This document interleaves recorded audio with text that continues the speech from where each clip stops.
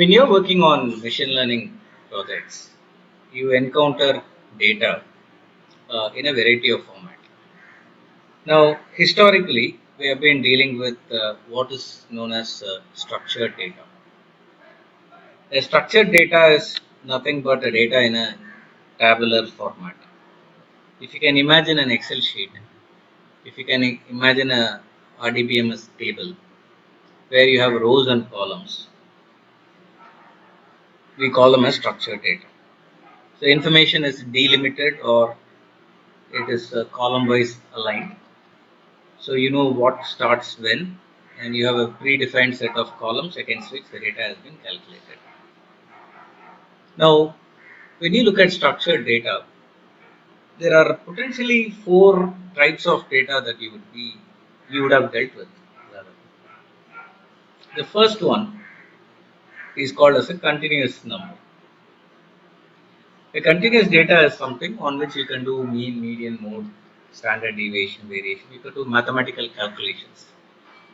For instance, age of an individual, salary of an individual, viscosity of a tire, consider the sales, margin, cost, expenses, number of trips that somebody makes, number of customers visiting a shop, number of advertisement played per second.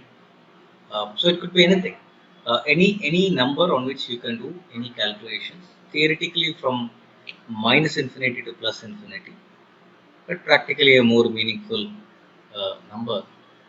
We call them as continuous numeric. This is one type of data that you would encounter. The second type of data, I call it as references, is essentially examples inclusive of employee ID, project ID, customer ID, uh, sometimes date of birth.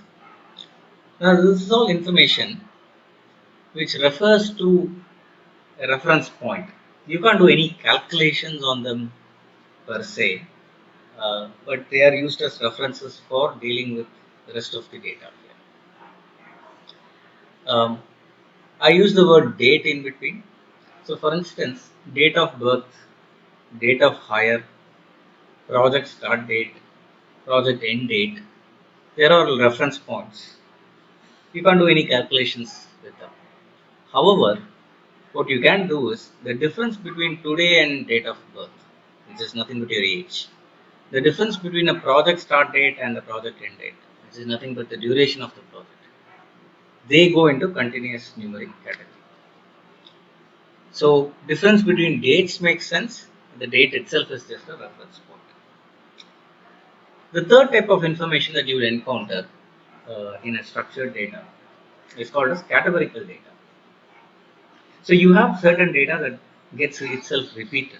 For example, designation of an employee, the city, the region of sales, gender field, what kind of business line somebody works on. So these are basically information which gets repeated across many observations. So you could look at the risk of an insured, where you can have low, medium, or high. So if you have 1,000 customers, some of them will have low, some of them will have medium, some of them will have high. That is an example of categorical data. Nothing but a bunch of choices. What is changing the industry today is the second half of it, which is the unstructured data. Now you have a lot of data coming in through text format. Now, historically, you may have collected this as part of your structured data itself. For instance, the name of an individual is something that you may have been collecting, but you may have been ignoring it. The log details, you could look at customer comments, employee comments as part of the satisfaction survey. You could look at any description about a project as a description field. So you didn't so far have not allowed the machines to go through that. Rather, people have been using it as a manual verification or validation of information. Now, today, um, the algorithms are there to process these data points also efficiently. For example, you may be putting up an ad in rental site. Now, apart from filling up the predetermined list of columns like the number of bedrooms, whether it is a gated community or not, you also have an option to type in specific information in a nice little descriptive column where you can jack up the your value of the house. So you could think about, okay, it's an excellent condition, very close to schools, you know, the, whether you have recently painted and all of that. And that will ensure that there are better callback for your advertisements. So sentiment analysis of Twitter is also another example. So the number of areas where text data is also being leveraged. The next area where an unstructured format is coming in is images.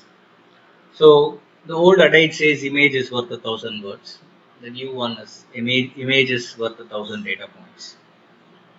So you can extract a lot of information from an image, and there are algorithms that can process it. The last but not the least is basically the sound data type. And sound again goes into two tracks: sound converted into speech, speech converted into text, or sound converted into tone that indicates the tone of somebody's conversation. And this becomes extremely critical when we're dealing with customer center operations, where you have a computer which is responding back to people's queries. And if the computer feels that the tone of the customer indicates a level of frustration, it's better yet that it is able to redirect it to a human for a faster resolution. Now, these are the kind of data that you will be finding. Now, within this, so when I talked about the data, you could think of it from a context of a target variable or an input variables.